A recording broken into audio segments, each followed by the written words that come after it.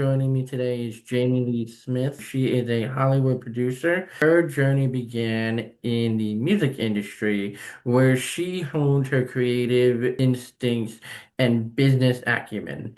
This experience set the stage for her transition to the world of film, where she would go on to find Global Rockstar Productions, a company that has become respected in the filmmaking community. Jamie, if you could elaborate on that a little bit for me. Okay, yeah. So I did start in the music industry when I was very, very, very young. I come from a very musical, I think, family and background. I lived in Japan for quite a while and we had a little, yeah, we had a little J-pop group. And then when I actually kind of started in the industry, I really began with touring kind of bands and stuff. And I did like a lot of the public relations for them, but we would travel with like Luis Fonsi before he was popular, Carlos Vives, Shakira, a lot of the Latin musicians very much set up in Miami. So, and I was doing public relations at the time, which was very short lasting. I ended up transitioning into film and TV quite shortly after. But we did, one of the things the company did was music videos. Wow. Yeah. What kind of music videos did your company do? Mostly Latin. Mostly Latin, Mexican music videos. The Mexican market is massive in both film, television, and music, all Wow. combined. Yeah, it's one of the biggest markets in Latin America, which is one of the reasons why. Like when people film in Univision here, or they, film a lot of the novellas, the telenovelas, they have Mexican accents. So, like, you'll see a star, a Colombian star, a Puerto Rican star, and they will have to learn the Mexican accent for those particular roles because they market them specifically for the Mexican market. A lot more goes on into making those music videos than one would think. There's a lot more that goes into production than one would think, but yes. Yes, yes. So I actually have a few questions for you today, if you don't mind me asking you some questions. Please go ahead. You got it. So I wanted to ask you, what goes into producing a film? Are we talking that? Well, give me the size of the film because it really, when people ask me this question, I always say it very much depends on the size. Is it an indie film? Is it a major film? Is it a major studio film, like, for instance, a Marvel film, a DC film? All of those things really take a big role in it. But when it comes into any production line, comes into, and I always say pre-production is the most important. You'll spend years on pre-production. You should spend years on pre-production. A lot of indie artists do not, and I think that's probably their biggest mistake and their biggest downfall, unfortunately. But I mean, it's everything. To making a film, you have to have an spectacular team. You have to work with like a well-oiled wheel.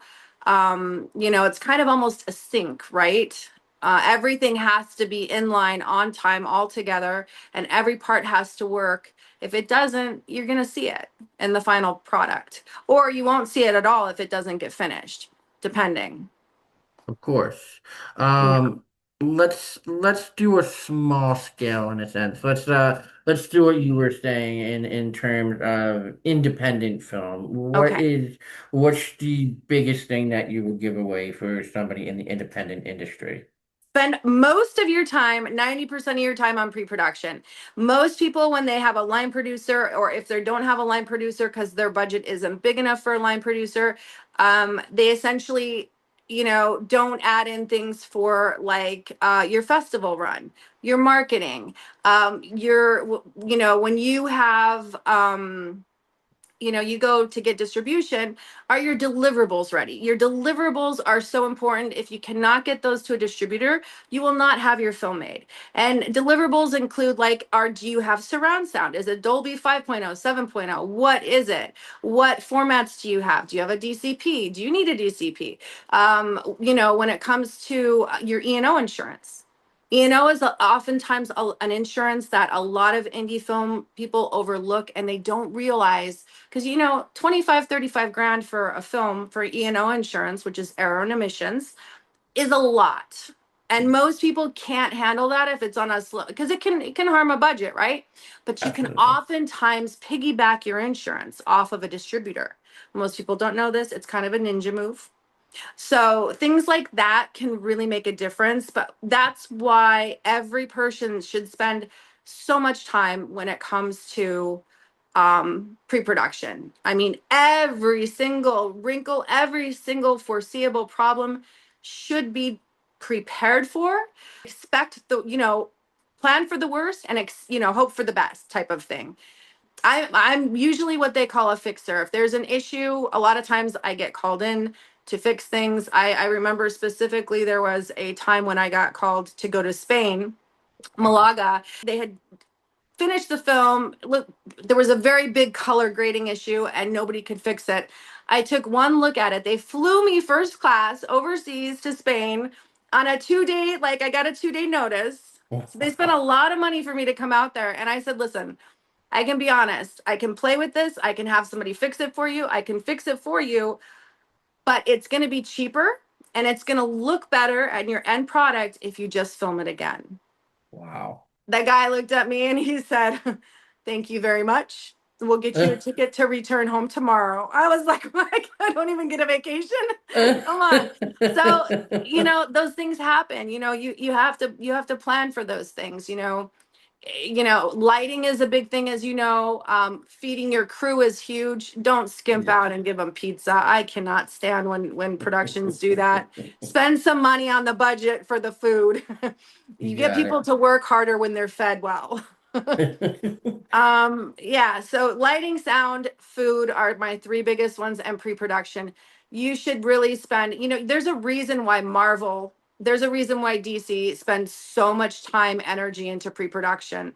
There's a reason for it. You check the weather for 10 years in a location. You make sure that you know your weather patterns and if that location is going to work for you, if it's not going to work for you. You put in that type of detail into the pre-production work, you're going to get a great product at the end. If you don't, you're going to be trying to fundraise to get money to get that end push going, right? Yes, of Yeah. course.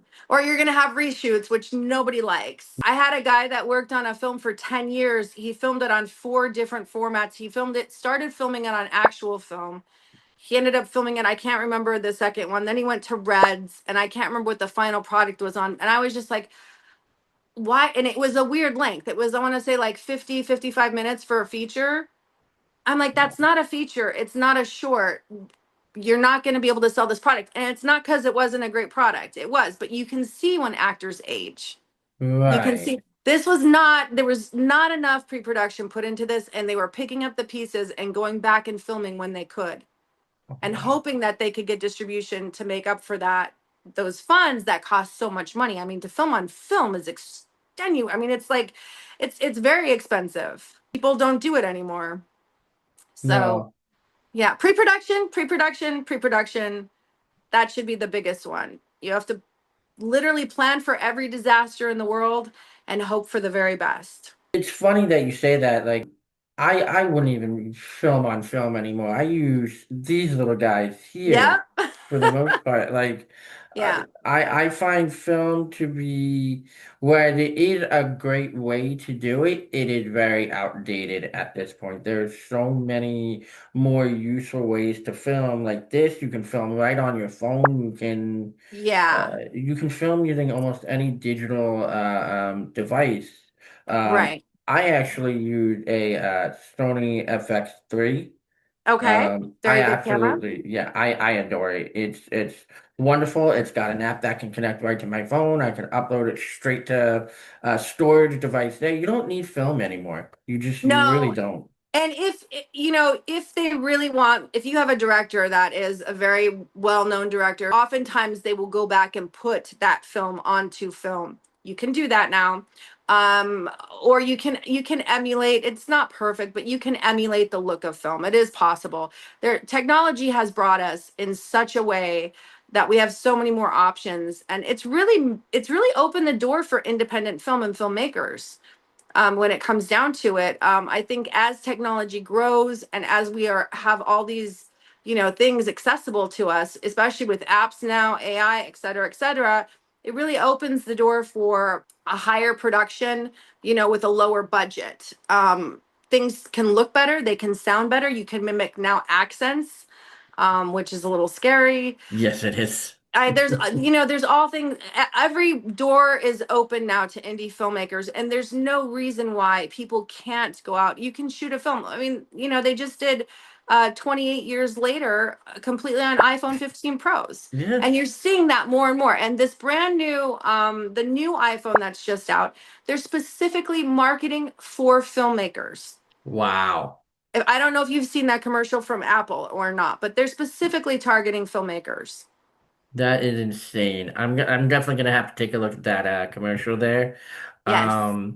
My fiance actually told me the next phone that I get, it has to be one of those professional phones that are meant for filming because Yes. I film on an iPhone 13 at 128 gigabytes and I do my editing here. It's awful.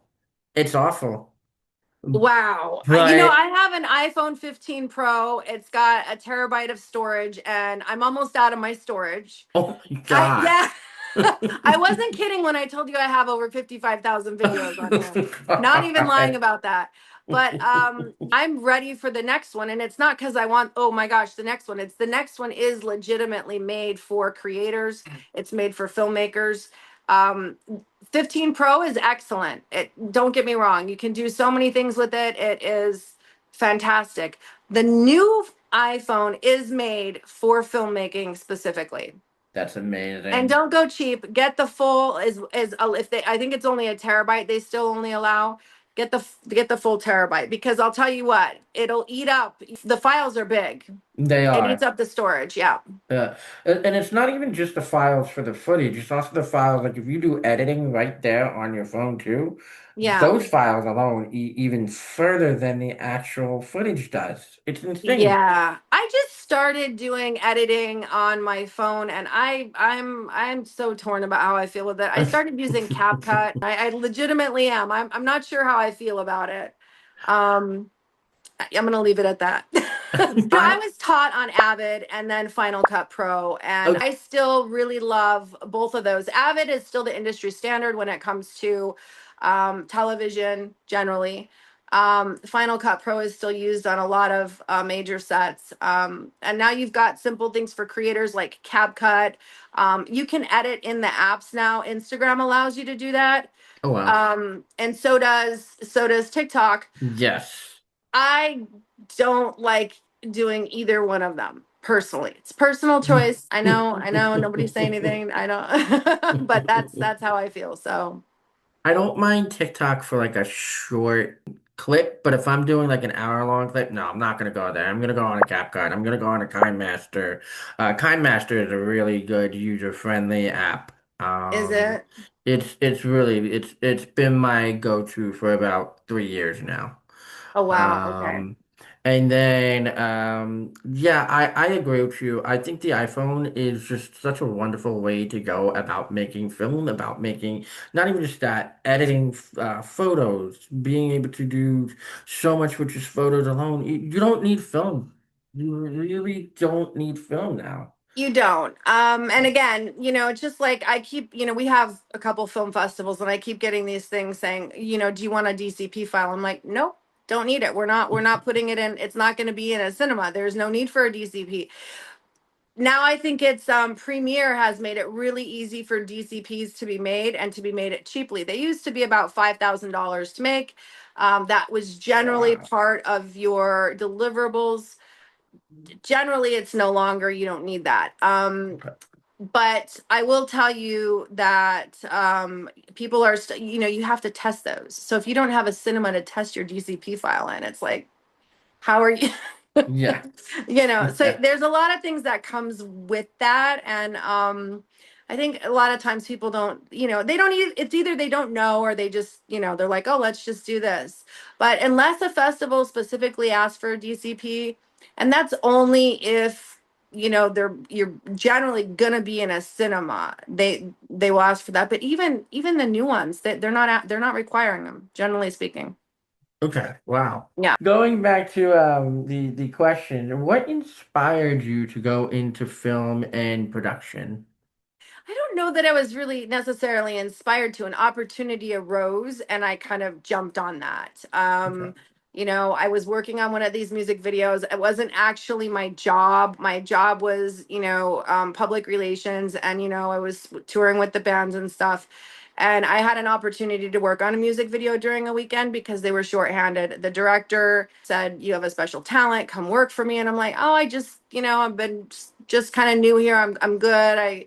He's like, "I'll pay you double. You've got a talent. You don't know it. You'll see it." And I'm like, "Double? Okay. Yep. You sold me on that one. Let's go." And that was kind of, the end of that for me. And that was like the beginning. I worked with him for just about a year, and then I basically emulated exactly what he did and did what he does. So, Wow. yeah. That's awesome. Some people are a little tough to work with. I don't say this often. He was very difficult to work with, and it was more like the mood swings. And I think when we get a lot of creative people, you get a lot of that, Yeah. oftentimes. And I'm very like, chill. Like I'm not. You'll see me going like this, and this is backing up very slowly and exiting very quickly, right? So yeah. Absolutely. What are some projects that you worked on in terms of TV and film? Oh my goodness. Wow. I've worked a lot with Dick Wolf. So we've done right currently Chicago Fire, NCIS New Orleans. I've done some episodes, and this is usually when they need either a second, third, units. I've come in for things. I've done a couple episodes of like Law and Order. As far as film goes, Pirates of the Caribbean, Mirror Mirror. I think Jumper was one of my very first films ever, and it was so long ago I can't even remember. So hold on a second, Jumper. Are you talking about the movie about the people who teleport everywhere? Yes, I remember that movie. That was such a great film. it was. It was. Up in the Air was probably when we were filming Up in the Air. That's when I first met Clooney, and it was so funny because I'm like, this is a story about my life. Not in the sense of, going into a place and firing them, but it was more like I was always on an airplane, right? I mean, Right. I had a suitcase ready to go. Like I would come home, I'd swap out suitcases, I'd go right to the airport. I'm ready for anything. There was a time back in the day. Um, I think I was dating someone, and this was years and years and years ago. And he goes, "Let's go to the airport and go somewhere for the weekend." I was like, "Okay, where do you want?" We ended up going to the airport, and we both had our passports, and it was like Paris. Wow. So Paris was the next flight available that we could get onto. So we went to Paris for the weekend. I mean, that's the kind of life I led for many, many, many years. So That's awesome. That yeah, is awesome. And I'm sure it's led you to so many different opportunities, be able to get up and go like that, being able to yeah. travel like that. Like you don't feel tethered down to things. You can easily just go to the next adventure. Right. Yeah. And it's so weird because when the pandemic happened, we had this like everybody had this shutdown, right? And Mm, it was almost like I was on the road 310 days out of the year. And then it was like, stop. And actually, we were quarantined. We were quarantined way before the whole shutdown and everybody else was quarantined because we had a camera guy get sick, and um, we were all kind of, quarantined early. That was when they didn't even really know they knew what it was. They didn't know how to treat it. So okay. we were kind of locked away for 3 weeks, and then the whole country went into like this lockdown, and we were going crazy. Yeah. There was no film and no TV for a solid 9 months. We didn't get back to filming for 12 months. I was going crazy. I I mean, believe I started a new company, I'm like, making beauty products in the kitchen. I tried making soaps. I thought I was going to be a perfumist. it. And then I realized my allergies didn't really allow for those types of things. So, No. but that's what happens. It was like every day, 4 days out of the week in a different city. And then it was just a stop. And then I realized I kind of miss being home. I guess I never had that in my adult life. I lived in overseas, and then I came back, and the minute that I did, I was always on a plane. Right. So it was just it's an adjustment. It was an adjustment that we all had to get used to. But Yeah. I decided after that, I'm like, you know what? I don't have to be on set all the time anymore. I don't need to work. I still oftentimes work 20, 22 hours a day. Like now we're going into festivals, so it's kind of a big deal. But um I don't have to be on set every day of the week. I don't need to be bopping around. I can do everything. One of the jobs of a producer, as you know, is scheduling, Yeah. finances, make talking to unions, making sure locations are taken. I mean, every, Monday morning, I'm making sure all the permits are pulled, like even that's not my job necessarily, but it's what I do. So like all of those things are part of what producers do. And you don't, I used to work in the offices, like I have an office on Chicago Fire, or we have an office on set. And I don't need to be there. I can do all of those things remotely. Like Zoom has changed a lot of the way we do things. Yeah. FaceTime has changed the way that a lot of we do things, and that has made it so much easier for me. 10 years ago, that would have never even been heard of, you know No. not No. even 7 years ago, really. So Yeah. things have changed so much. And, as things advance, as things kind of move forward, we seem to be entering an entirely different kind of era of film. And I call it the creator era, right? Yes. So it's, and you'll see a lot of production companies, major television shows like Dancing with the Stars are migrating towards getting creators on because they're bringing up the ratings. They come with their own fan base. So, Wow. yeah. That's actually what I've been loving the most about the film industry right now. Is it's not Mhm. just big Hollywood executives that can do it now. Yeah. It's people like myself, like you were saying, we were stuck in quarantine as well here, and I had nothing to do. At the time, she was my girlfriend. Now she's my fiance. Yeah. I couldn't see my girlfriend at the time for 6 months.